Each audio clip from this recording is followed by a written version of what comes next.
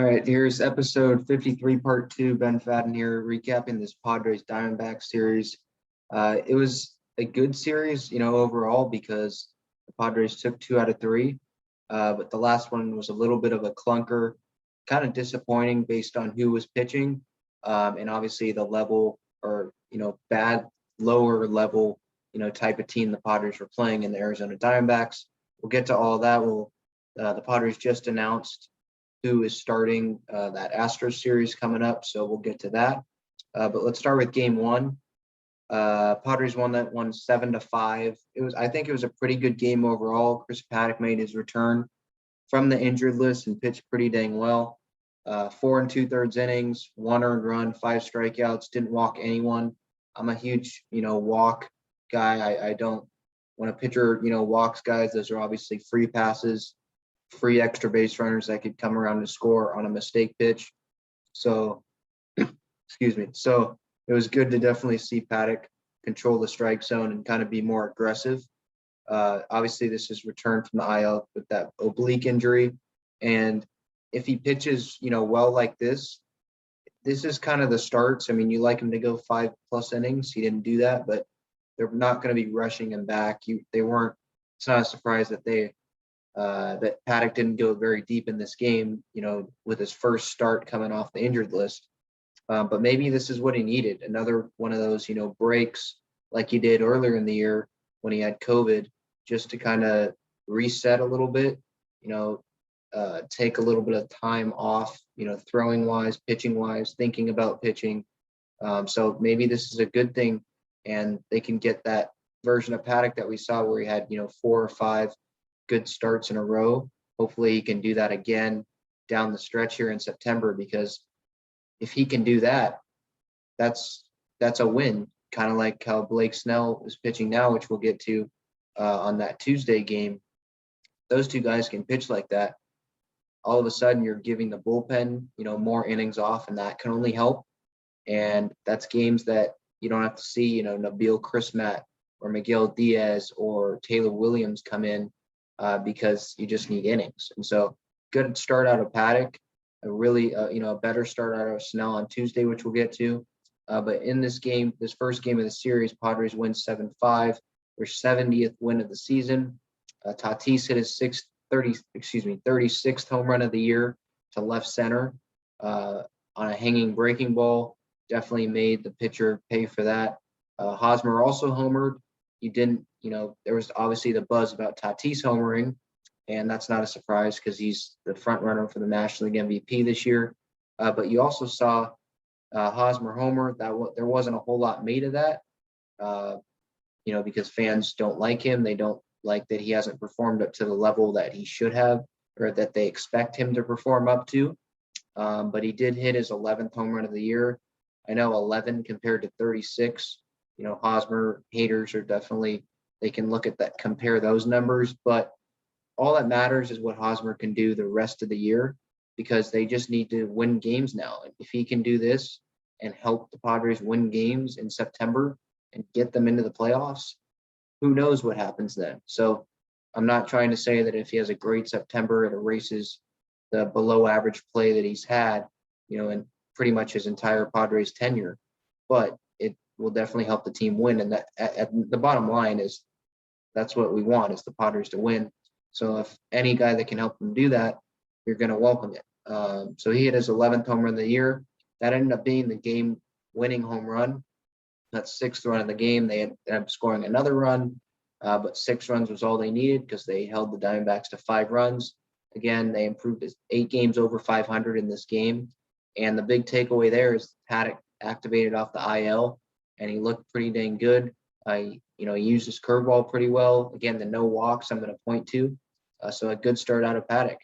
Moving to Tuesday in game 2, Padres won this one 3-0. Machado hit his 23rd home run of the year. Melanson got his 36th save of the year. But really what this was the Blake Snell show. He had his best start of the year against the Dodgers when he went into the 8th inning, gave up that 1 home run to Will Smith, but I don't think that he should have even been in the game because he was over 100 pitches already. Well over 100 pitches, actually, going into that 8th inning at Petco last week. It feels like much longer than that, but last week. And this, he tried topping it. Stats wise, this was a better start because he didn't give up a hit. But with that said, the caliber of the opponent definitely varied. The Dodgers are arguably the best team in baseball, one of the best teams in baseball, if you're not just looking at record, obviously, but just talent wise. And the Diamondbacks are pretty much on the opposite side of the spectrum there. But nonetheless, Snell, a great start, 7 no-hit innings. He was pulled after 7 innings. We'll get to that decision.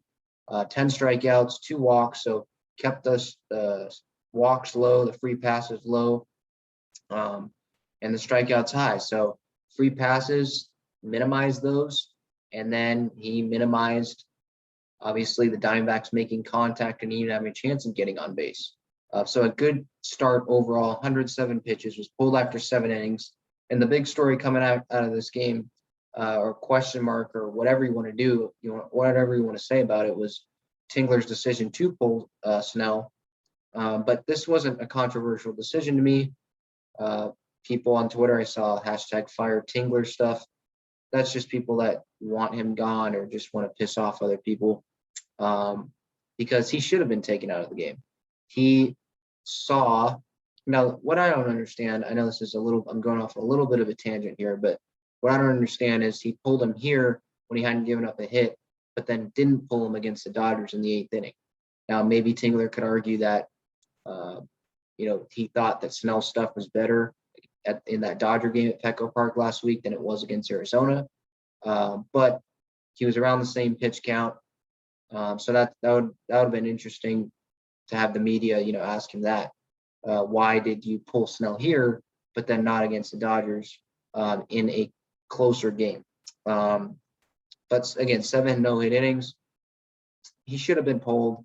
Obviously, at 107 pitches, I agreed with the decision. I don't think there should have been much of a controversy. Snell agreed with the decision. Machado agreed with the decision in his post-game presser.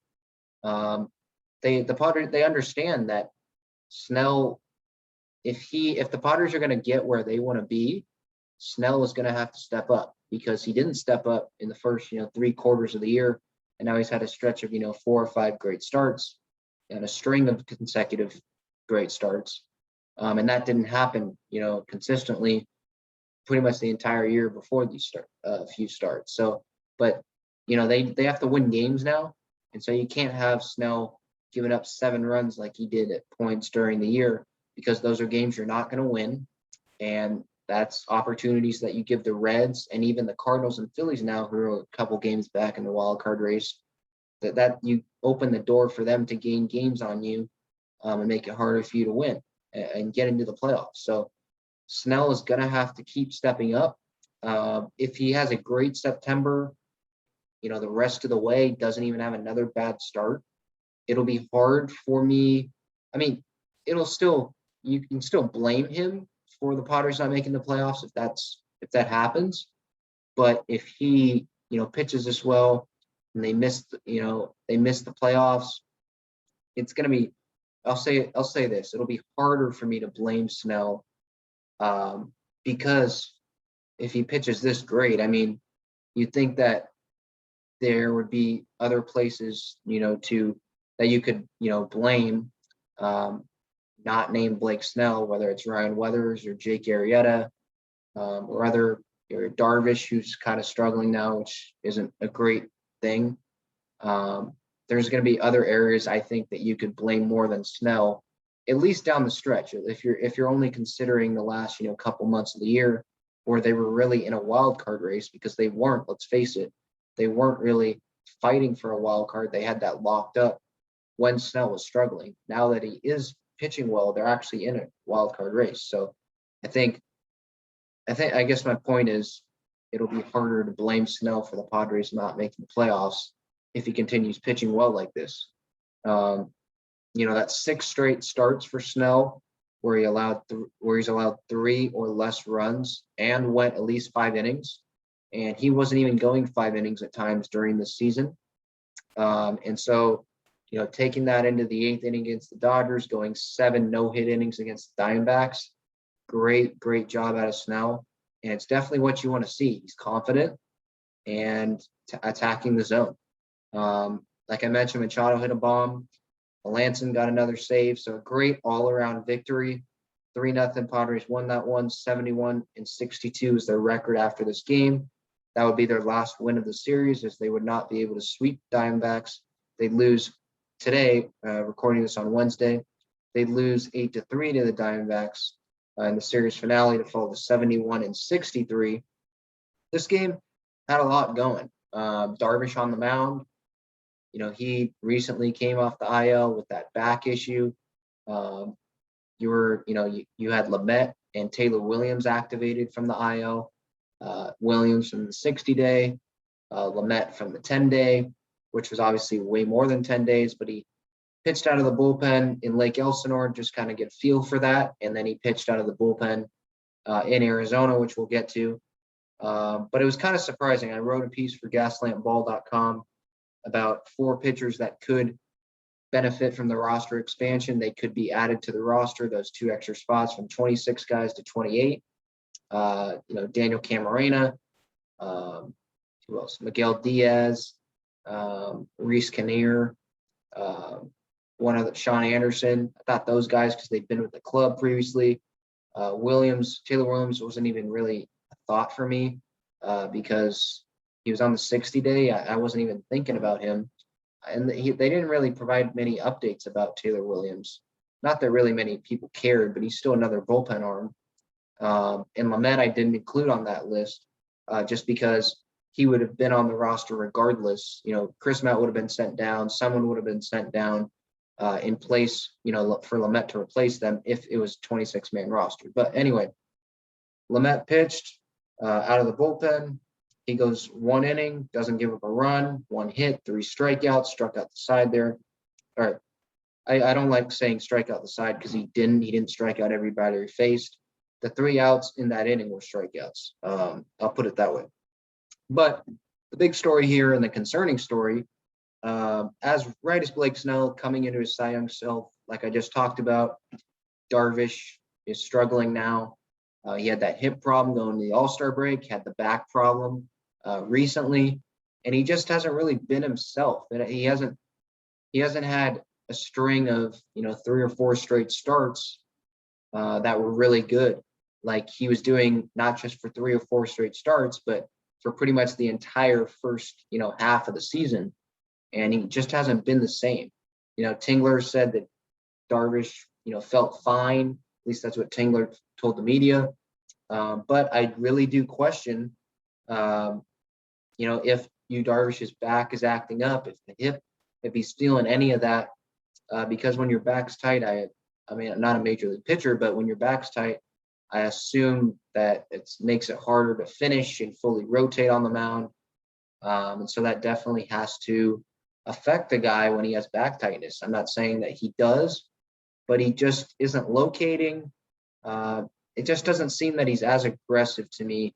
When you sit down and watch Darvish, as of late, he goes 2 2/3, so he doesn't even make it through 3 innings, 5 earned runs, 8 hits, 1 walk, 3 strikeouts. See, the strikeout numbers, usually he's higher.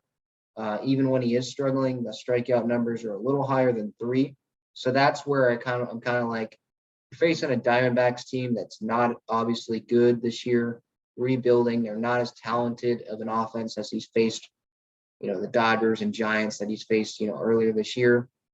And so to only have 3 strikeouts, I'm not huge on strikeouts, but like I mentioned with how Darvish usually strikes out more guys, usually he's striking out those guys because he's aggressive, blowing pitches by hitters, locating pitches, the curveballs, really snapping off. And with that back issue, I just think that if he is feeling it, maybe he's not able to, fully unleash the fastball or his breaking pitches. And so guys are making more contact. But again, 5 earned runs, gave up a homer. There was a couple that he just left over the middle of the plate that were hammered into the gap by Pavin Smith is the one in left center that comes to mind. Just wasn't sharp. And this isn't what the Padres need, they need pretty much I guess you could afford maybe one guy not being right. But right now, when they're in a wild card race, with three other teams now, it was one team, right? I compared the Reds and Padres schedules, which you can go look on gaslampball.com. Recently today, it published, I think. But they're not competing with just the Reds now. They're competing with the Reds, the Cardinals, and the Phillies. And so those teams, the Phillies, have good starting pitching with Nolan Wheeler at the top. The Reds, Sonny Gray, Luis Castillo, Wade Miley, guys, DeSclafani, those guys have stepped up. The Cardinals have even gotten some pretty good contributions from guys like Adam Wainwright. They have Jack Flaherty back, I think. So my point is that the Padres can't really afford, while other rotations are pitching well, they just, and they're deadlocked with the Reds now for a wild card.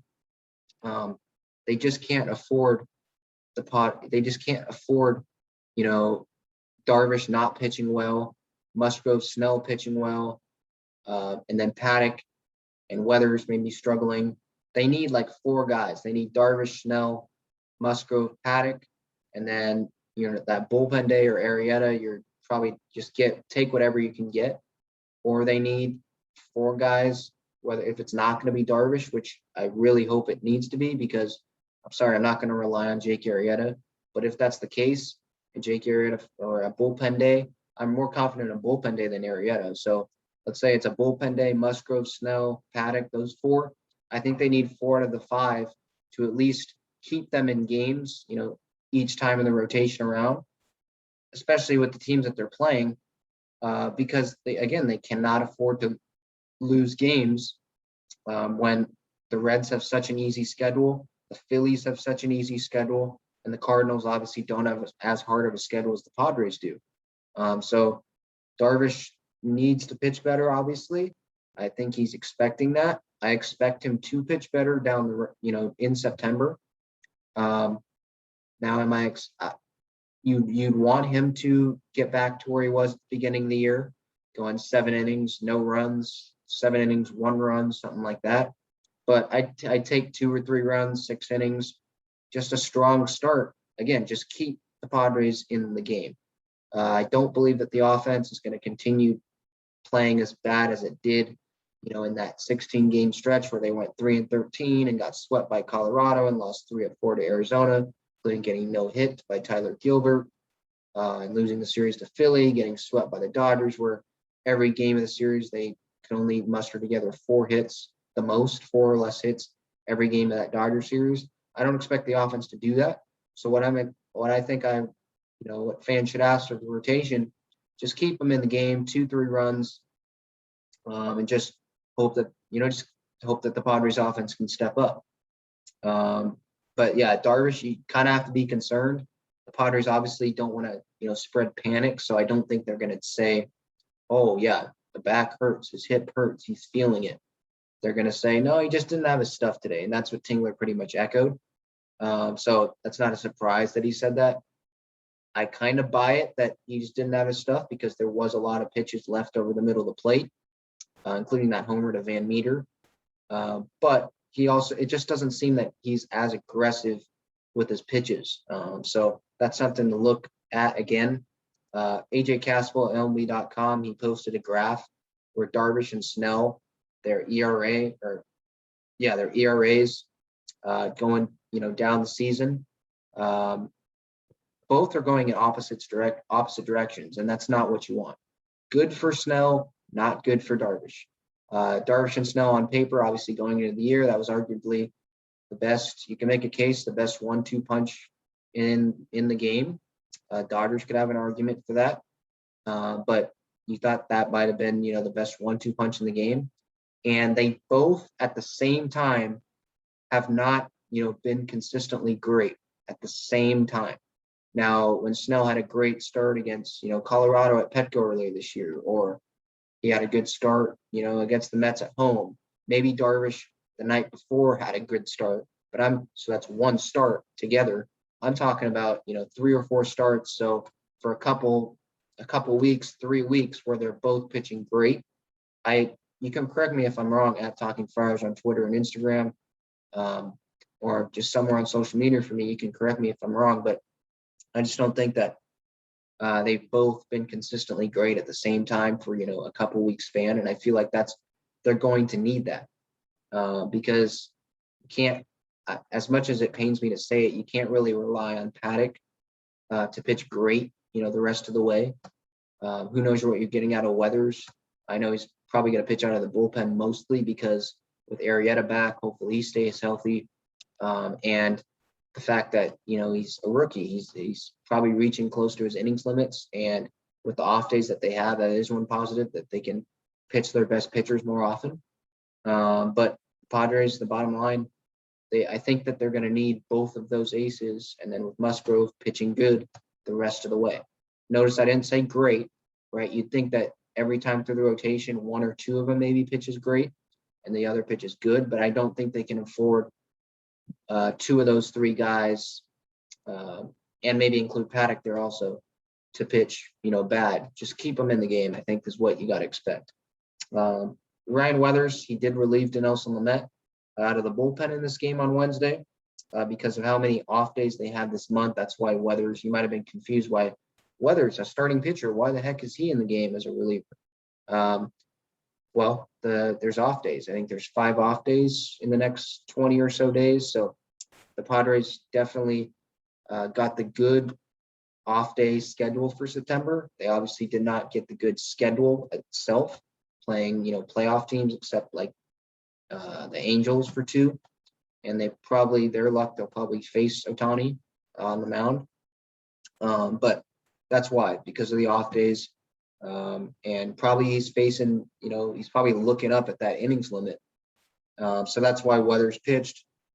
I did want to touch on Austin Adams a little bit. I saw, people seeing that he hit 2 guys consecutively. He's at like 20 hit by pitches now, which is probably close to the record for a season. He walked in a run, which ended up not mattering because the Padres only scored 3 runs in the game, but he ended up walking in a run with the bases loaded on 4 pitches. Obviously, just cannot do that. But I saw people, saying DFA Adams and he should be sent down and why are we using this guy? That's just reactive, emotional fans that don't really know what they're talking about, because you can point to the hit by pitches and the walks, and yes, he is inconsistent. He's inconsistently, well, no, let me put it this way. When he's bad, he is absolutely trash on the mound. But when he's good, he's, excuse me, he's like untouchable. Sorry, I just had a bad cough. When Austin Adams is good, he's like untouchable. And I looked up the stat, I've seen on Twitter, people are like, oh, the 20 hit by pitches and he's going to set the record. Next time he's out, he's going to be like wanting to hit batters and all that. And that's like nonsense. But yes, he was terrible. Whenever he has a rocky start, it's not just rocky, it's absolutely atrocious. But I did want to point this out, just how good he's been. I saw a StatCast map. Someone posted on Twitter that he has like above average, StatCast numbers all in the red, which is really good. If you didn't know, blue's cold or bad, red's good. And pretty much all of the stuff is in red. So he's good, with the StatCast numbers. And one thing that I looked up myself, I really love this stat because it can definitely kind of shut up all the Austin Adams guys that, want to come out whenever he is atrocious, one of these few start appearances. But he has not, listen to this, he has not allowed a run in 49 of his 58 appearances this year. 49 of his 58 appearances, he has shut out the other team. So that is a great, great stat that shows you that he is consistently good. He is consistently pretty much untouchable. And I would take that any day of the week if you're asking me. I think that when a guy, only has 9 bad appearances the entire year as a reliever, when he's been used this much by the Padres, when he's been probably overworked, just like essentially the rest of the bullpen, I take that any day of the week and hope that 9 of the 58 appearances that he's had, hope that, those ones that don't go good every, once in a while, that they're against they're against teams that the Padres are beating by a lot, or that the game isn't really in touch, kind of like it was here. And it's not in a high leverage situation, or obviously like a wild card game, or a game where they have to win, the last Sunday of the game of the season against the Giants or something, where you really literally cannot afford for him to blow up in an inning. Because then obviously that's the only thing people are going to remember, and maybe rightfully so, but maybe not. Right now, not. 49 of his 58 appearances this year, he has shut out his opponent. So that's definitely something he should hang his hat on. And they're going to keep going back to him because, again, he's essentially untouchable. So that's Austin Adams. But again, it would have been great to sweep the Diamondbacks, especially after losing 3 out of 4 earlier this year. The Reds, they're going to sweep teams. They play the Pirates like 9 times this year. They play the rest of the year in 1 month. They play the Tigers. They play the Cubs. They're playing a bunch of teams that they're probably going to end up sweeping.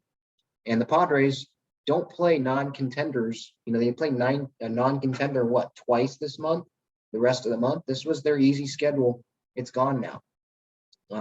So the Padres, they're going to have to sweep some of these series because that's what the Reds and the Cardinals and Phillies are probably going to end up doing, at least twice or something the rest of September.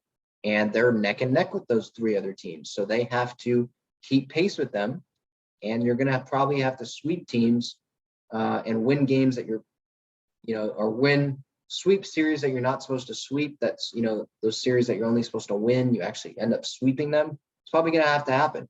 And Wednesday was one of those games where you would have liked to have, because that's hopefully one less game that you would have had to win against, the Dodgers or the Giants, who are probably going to, I mentioned this to John Schaefer in part 1 of the interview, or part 1 of the episode, my interview with him, that I mentioned it to him about the Dodgers and Giants. We're not going to get, their B game at the end of the year, because they're going to be neck and neck, just like we are with the Reds, Cardinals, Phillies for the wild card. They're neck and neck for the division, the NL West. And so we're not going to get their B game. We're going to get their A game. And so winning, this game here on Wednesday, which they didn't do, getting a sweep, that's one less game that the Padres would have had to, that's one less game that they would have to win against, a Giants team or a Dodgers team. Will they have to beat the Giants and Dodgers to make the playoffs? Yes, they have 16 more games or something against the Giants and Dodgers combined this year. The last 6 against the Dodgers and Giants. They're going to have to win more of those games than they lose, obviously, because the Reds are going to win more games than they will lose. The Phillies will probably win more games than they will lose. The Cardinals will I'd say they'll probably finish around, 500 the rest of this month if you just look at this month's games, but they're probably going to win more games than they lose. The Padres have to win more games than they lose. So this is one less game that they can, add to that win total, and maybe it ends up biting them in the butt, at the end of the year. Hopefully it doesn't, but it would have been nice to get a sweep regardless. So the Padres are now 71 and 63. Last time I saw, the Reds were, I think, tied or beating the Cardinals early. It was like the first inning. Castellanos had homered. So if the Reds win, I believe they have a half-game lead over the Padres. They had a doubleheader today. I believe they'd have a half-game lead over the Padres for the second wild card. But you can look at the standings. It's obviously fluent because I'm recording this as they're playing the Cardinals, Reds and Cardinals. But let's preview a little bit. I did want to mention Grisham, 14th homer of the year, Myers, 16th homer of the year in that series finale against the Diamondbacks. Good to see Myers homer. Good to see Grisham homer. Both maybe hasn't had the years that they, would have thought that they should have had. So it was good to see them knock one out of the park each. The Astros series this weekend at Petco, J.K. Arrieta on Friday, Joe Musgrove on Saturday, and then Paddock on Sunday. It was definitely interesting to see the Padres go with J.K. Arrieta on Friday because Joe Musgrove could have gone on Friday, and it could have gone Musgrove, Paddock, Snell pitching Sunday. against an Astros team that's, I think, winning their division right now. They're one of the best teams in the American League.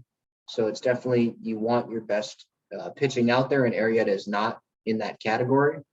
But they wanted to give Musgrove an additional day off after the complete game that he threw against the Angels. So that's kind of understandable. And Arrieta coming off the hamstring injury, you kind of just, it's kind of like that Colorado start. Just keep the Padres in the game on Friday night against Framber Valdez. 3 or 4 runs, get him out of there. Maybe you go long with a bullpen game. Maybe that's just what they do.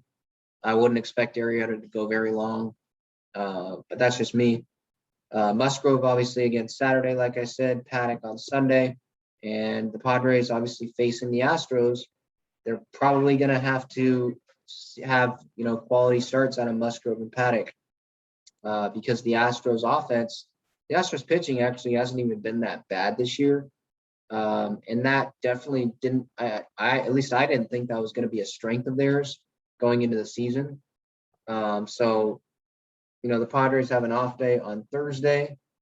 So it's definitely good that they're getting off days now. Nothing against Ryan Weathers, but he just has not pitched well as of late. He had a 5 appearance stretch where he gave up 28 runs. So he just has not been good. But Thursday with the off day, and then Friday at 7:10 Pacific time, it'll be, Jose Urquidy is what MLB's saying against Jake Arrieta. Again, Arrieta just needs to keep the Padres in the game. Astros sit 78-55 right now. Just like every series, it seems like the Padres have to win this series. They're not going to win every series through September because of, they're playing pretty much playoff teams the rest of the way. But they need to win. They need to win games. There's no doubt about that, because they need to keep pace with the Reds, Cardinals, and Phillies, who have easier schedules. So that's pretty much the episode. A little disappointed that the Padres couldn't get a sweep when they had Darvish on the mound, who again struggled. But they got back. Here's the positives of the series. They got back Paddock. He looked good. Snell, again, continues to pitch consistently. He's looked really good, and that is a great sign. Maybe Myers and Grisham can start, hitting consistently. Fernando continues to rake. Manny with a homer. What else? It was pretty much a solid pitching performance all around. If you're just not counting Darvish, those 2 2/3 innings that he did. So a lot of positives to take. Again, wish they would have gotten the sweep, but we'll come back to you at the end of this Houston series this weekend. And until next time, let's go Padres.